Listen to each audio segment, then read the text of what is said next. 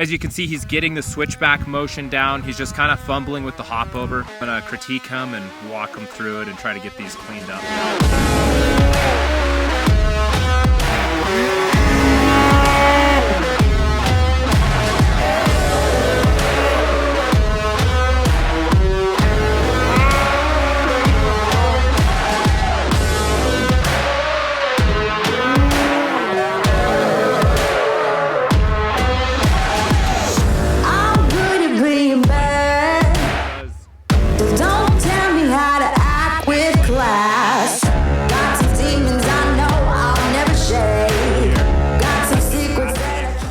These are Aaron's very first hop over attempts of the day. I haven't started coaching him yet today, but he has attended an advanced clinic in the past, so he's had kind of the walkthrough and had some time to practice.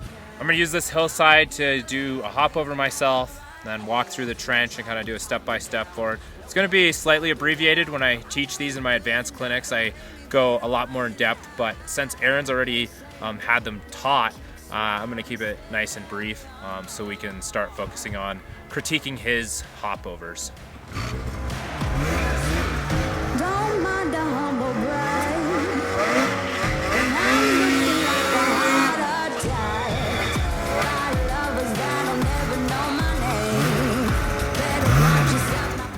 So the hop over starts with the approach.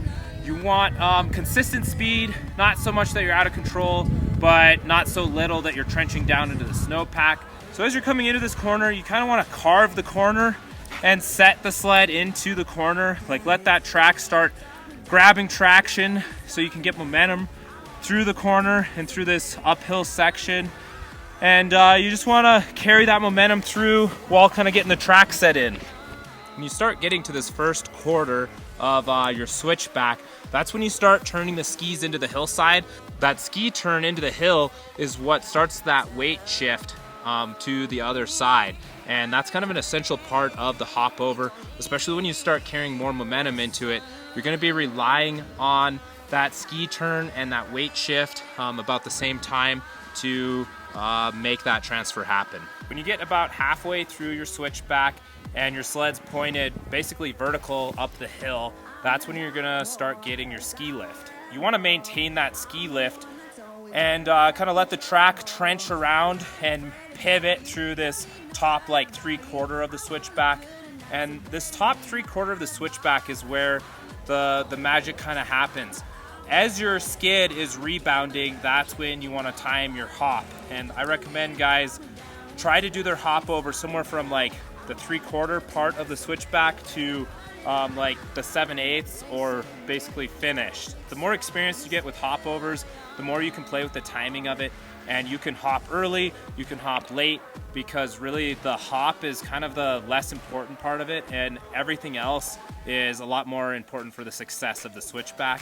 And you can do that hop over kind of wherever. Like I've even held side hills a ways on the downhill side and then did my hop, just to kind of make it dramatic and add style to it.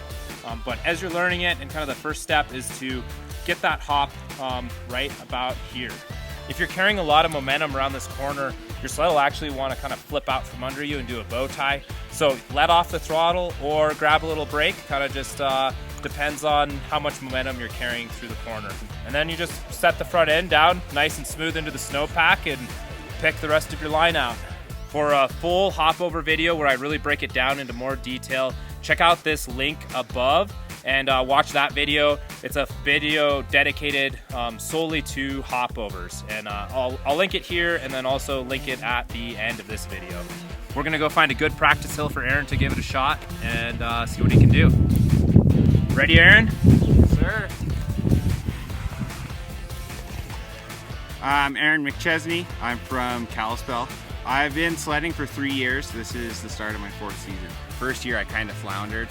The second year I got a bit newer of a sled. I got a 16 axis, and it helped me just, getting on side hills and navigating harder terrain. And then I was getting to the point where I was like feeling pretty confident, but still lacking the thing to get to the next level, get some of these, like get bow ties and hop overs and stuff I was wanting to do. And that was my big motivation to do the Proven Progression Clinic, and I wanted to do it early in the year, so I had the rest of the year to work on the stuff that I learned, and that proved beneficial because by the end of the year I had definitely, you know, gotten a lot better than I had the previous year. My typical problem is I can't get over the sled. So when it's steeper ground, I end up getting caught up on the sled, and then either just carrying it around and just pointing downhill, or just falling off the sled completely.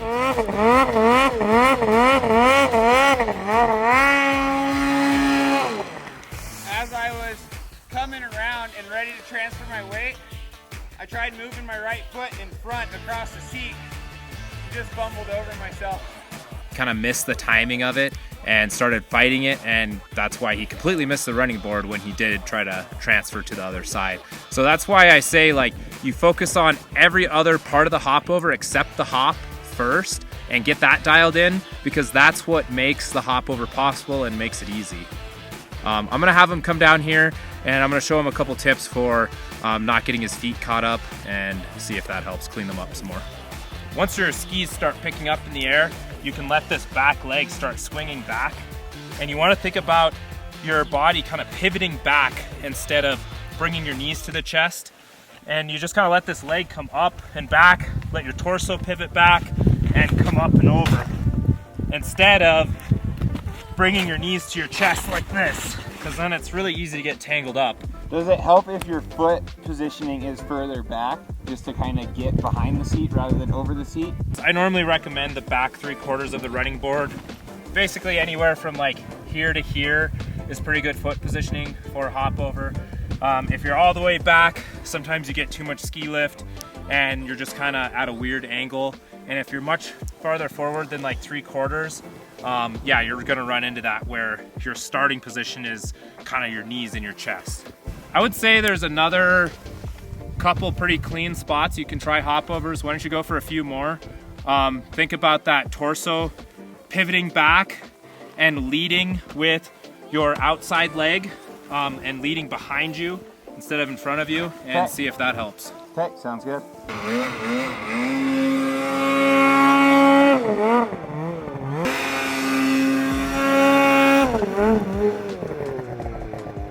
So I want to see a little more ski lift, because that's going to make the hop over a little bit easier too. So when you come into your corner, think about like really setting that track into the corner and almost like allowing it to trench in a bit.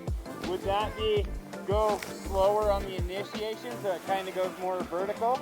Yep, go a little bit slower and sit back into it, into your corner a little bit, so you're weighting the skid and compressing the skid, and that's going to cause it to trench in and dig a little bit of a trench to make that like switch back tighter and a little bit slower.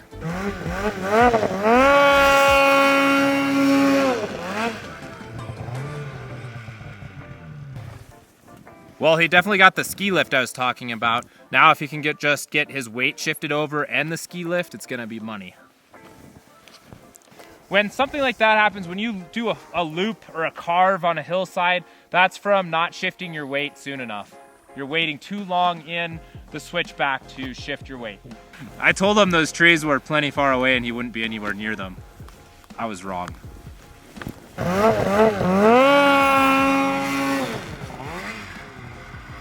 Keep that in mind, like, yeah, you want to swing this outside leg, but you don't want to lead with it. Yeah.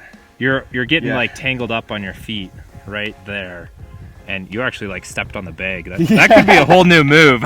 Want that outside foot to come back and out, and a little bit behind you, but I think this is like the opposite of what most people do. You're almost bringing your outside foot too far over before hopping. So you want to bring it back, but don't take it over the seat until after your running board foot leaves the running board. If I would have waited a little bit later to where I had the sled more on edge, I could have smoothly jumped rather than trying to fumble it as I had too much going on. Yep, exactly. I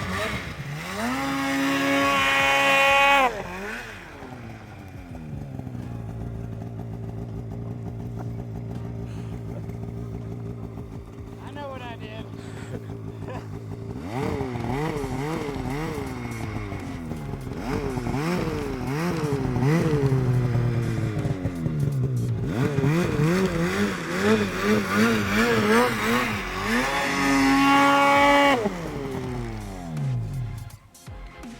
keep in mind that that outside leg comes straight back, and you make the rotation around. You rely on the momentum from your inside leg for that, not your outside leg. Okay, yeah, I'm definitely trying to force around with my outside foot, and then I'm in my own way.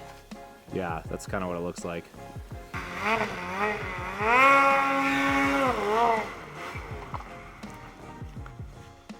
I think Aaron turned the tree magnet on at the start of the day because he's like so close to having perfect topovers, but then that.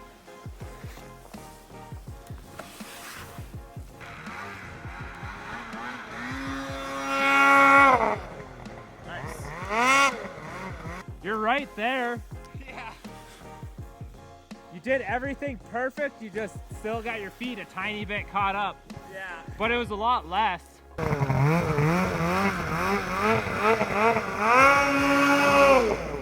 Yeah!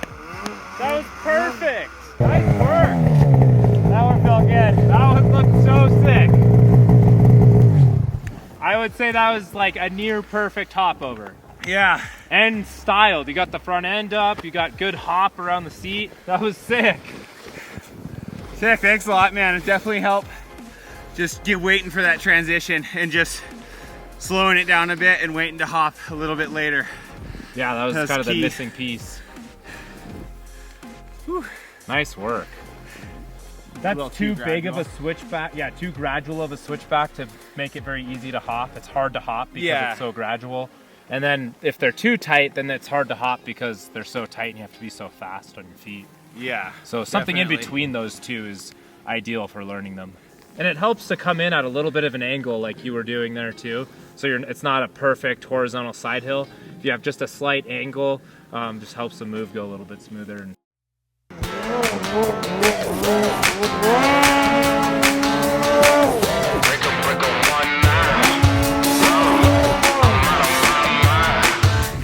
I'm gonna use this hillside behind me for 4 bow ties in a row.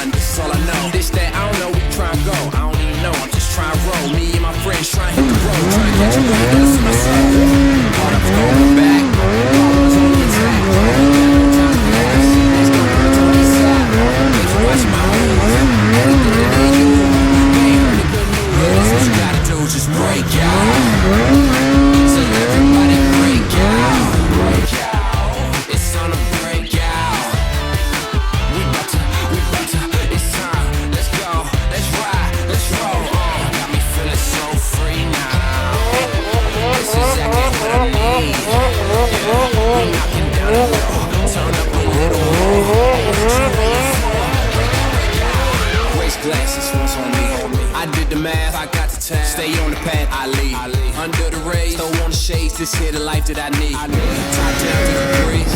Whole crew came with me. It's about to get litty. Shake it till you break it, baby. Run. Ooh, where we going? I'm trying to have fun. Life is what you make it. Gotta take it to the limit. Yeah, you know it's time to get it. It could go another round. Can you hear me now? How about we go and paint the town? I've been waiting for a while. It's time to break out. Break out. We about to break out. It's time. Let's go.